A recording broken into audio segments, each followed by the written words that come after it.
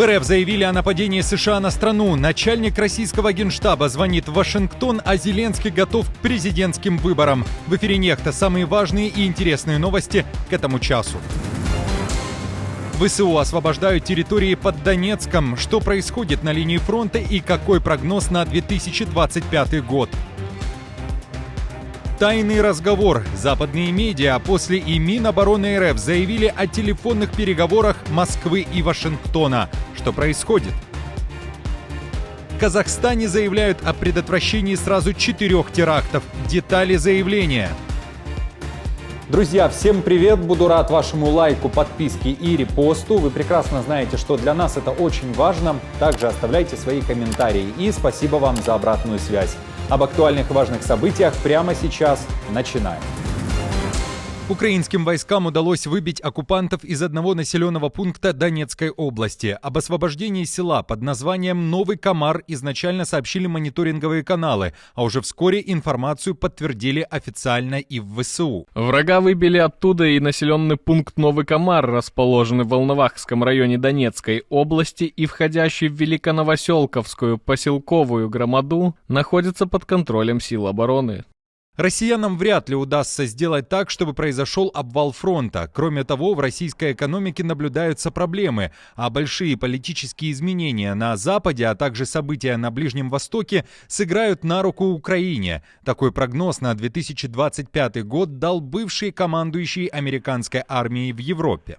Ситуация в Сирии подрывает возможности Ирана предоставлять оружие Хизбалле. В определенный момент Иран окажется под большим давлением. Неизвестно, сможет ли он и дальше оказывать военную поддержку России в такой ситуации. Так что есть много неизвестных факторов. Я думаю, россияне уже показали, что не способны захватить Украину, иначе они сделали бы это 3 года назад. К тому же поражение Украины не в интересах США и Европы. Я убежден, что Украина выстоит.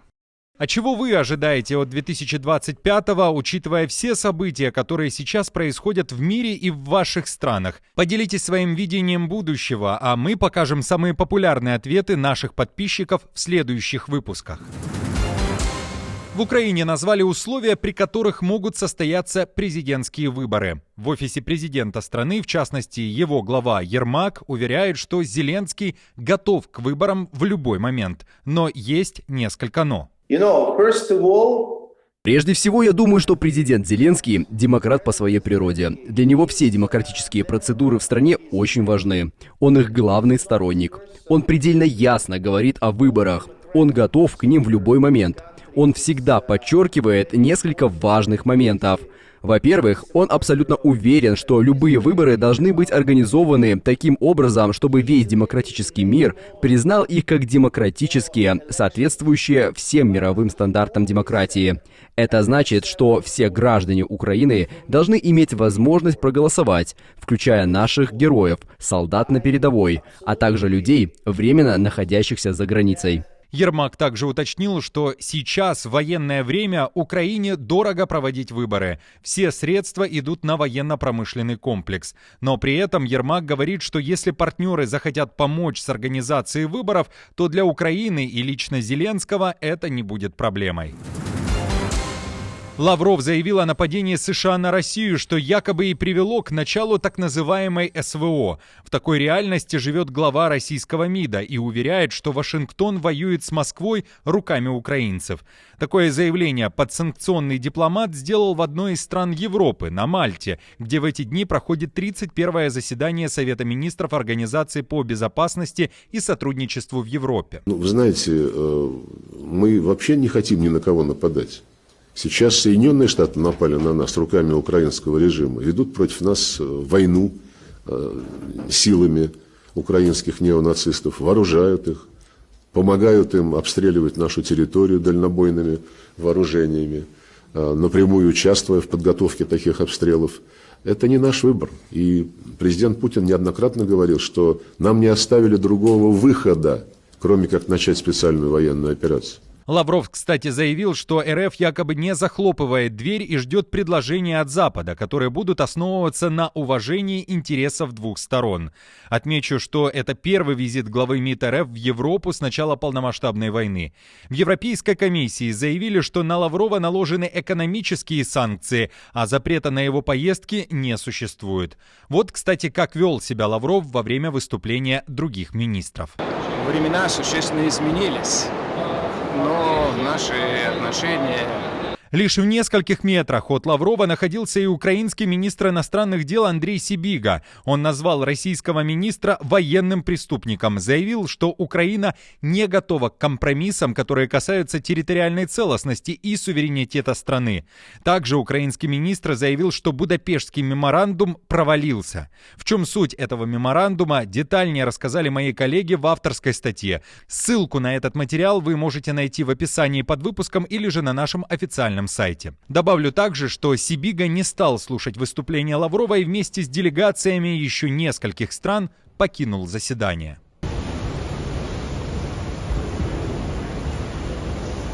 А что вы думаете о предоставлении Лаврову права на поездки в Европу и выступления на мероприятиях такого уровня? Кто на кого напал? Напишите все, что думаете в наших комментариях.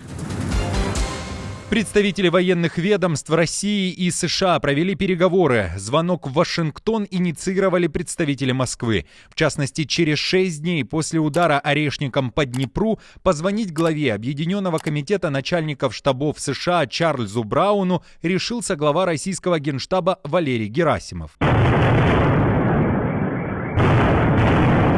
Герасимов заявил американцам, что удар баллистикой по Украине якобы планировался задолго до того, как Байден дал разрешение Украине бить дальнобойными ракетами США по территории РФ. Детали этих переговоров накануне опубликовало издание The Times, и вскоре в российском Минобороны подтвердили информацию о телефонном звонке, заявив, что американцев уведомили о проведении учений в восточной части Средиземного моря и учениях ВКС РФ с выполнением пусков высокоточных ракет. Данная информация доведена с целью предотвращения возможных инцидентов в связи с нахождением вблизи района проведения российского учения кораблей США и НАТО. Наша команда существует благодаря вам. Поддержите ее, чтобы мы могли продолжать нашу работу. В Лондоне заявили, что мир вступает в новую ядерную эпоху. При этом система правил, которые регулируют использование ядерного оружия, рушится. В этом уверен глава вооруженных сил Великобритании. Он отмечает рост угроз со стороны России, Китая, Ирана и Северной Кореи. По словам Энтони Радакина, Россия проводит масштабные ядерные учения и моделирует атаки против стран НАТО. Все это отражается на общей мировой безопасности. Перспективы становятся более противоречивы, неоднозначны и опасны, чем мы когда-либо видели за свою карьеру. Нигде это не проявляется так очевидно, как в ядерной сфере. В Казахстане уверяют, что с начала этого года предотвратили 4 теракта. Детали громких дел были озвучены президенту Токаеву. По данным председателя Комитета нацбезопасности страны Ермека Сагимбаева, за причастность к терроризму и экстремизму были осуждены 84 человека. Кроме того, были пресечены попытки въезда в Казахстан 824 иностранцев, которые также причастны к терроризму и экстремизму. Детальной информации о предотвращенных терактах и тех, кто причастен к их организации и так далее, в официальном сообщении на сайте президента Казахстана не найти. По итогам встречи глава государства дал ряд поручений по направлениям деятельности органов национальной безопасности. Подписчики из Казахстана, а как вы относитесь к данной информации Комитета нацбезопасности страны? Поделитесь своим мнением в комментариях. В Беларуси тем временем 19-летнего парня обвинили в госизмене и отправили за решетку на 10 лет. Могилевский суд республики также требует, чтобы Даниил Гарасим выплатил штраф в размере 24 тысяч белорусских рублей. По данным правозащитного центра «Весна», парня задержали за то, что он якобы фотографировал военные объекты в Осиповичах и был завербован украинскими спецслужбами. Пропагандисты Лукашенко даже сняли фильм, героем которого стал Даниил. По их версии, молодой молодой белорус держал связь с представителями полка Калиновского, которого часто в своих речах вспоминает Лукашенко. Парень, опять же, по версии пропагандистов, кроме фотографий, должен был перенести сумку с так называемым башмаком, при наезде на который поезд сходит с рельс. Против Даниила были открыты сразу 3 уголовных дела в Беларуси. Судебное заседание было закрытым, сообщают правозащитники, как и весь процесс. Трамп, справляющий нужду, стал хитом в Испании. Глиняная мини-копия избранного президента США с опущенными штанами разбирается с прилавков, как горячие пирожки, уверяют испанские ремесленники. К слову, у них есть не только опорожняющийся Трамп, но и другие политические деятели. Пользуется популярностью также Макрон, лидер французских ультраправых Марин Ле Пен, Ким Чен Ин, Путин, президент Венесуэлы Николас Мадуро, можно найти даже королеву Великобритании и украинского президента. Но все же статуэтка Трампа сейчас бьет рекорды по продажам. Наш пуфометр — это трекер продаж на сайте и в магазинах. Он помогает нам понять, кто лучше продается, Камала или Трамп. Так, например, можно увидеть, что Камала продается, но не слишком активно, в то время как Трамп продается массово и с избытком. Как и на выборах, все было точно так же.